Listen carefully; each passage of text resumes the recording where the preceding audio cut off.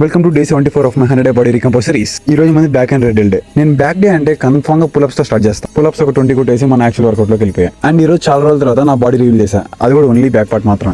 నా బ్యాక్ ఎలా ఉందో చూసి కామెంట్ చేయండి. తర్వాత వెంటనే వెస్ట్ చేసుకుని బ్యాలెన్స్ ఉన్న వర్కౌట్ చేయడం స్టార్ట్ చేశా. అది వేసుకోపోయామంటే అంతే, ఇంకా వెంటనే ఆ రోజే దిష్టి కొట్టేస్తుంది. వీడికున్న ముళ్ళంత బాడీకి ఏం రైడ్ ఇంత ఓవరాక్షన్ చేస్తున్నాను మీరు అనుకోవచ్చు. కానీ ఎవడు భయాలు అడివి, ఎవడు జాగ్రత్తలు అడివి. తర్వాత మా వీడియోగ్రాఫర్ సలహాతో డార్క్ మోడ్ లో వీడియో తీసా. వీడియో ఎలా ఉందో చూసి కామెంట్ చేస్తే మా వీడియోగ్రాఫర్లు ఆనందపడతారు. ఇప్పుడు ఒక వీడియో వస్తుంది చూడు, వీడు పెత్తనాయాలు.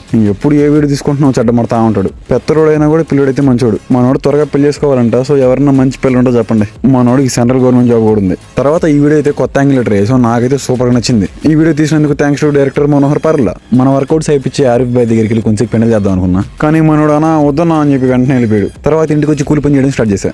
నైట్ కి సందులో పోయిస్తూ కొంచెంసేపు అలా క్రికెట్ ఆడదామని వెళ్ళా. మనం ఆడేది ఎంత చిన్న ఆటైనా మనం ఉచ్చులు పడ్డం అయితే మ్యాండేటరీ. తెలిసిందేగా, నెల్లూరు అంటే ఎచ్చులు అంటే నెల్లూరు.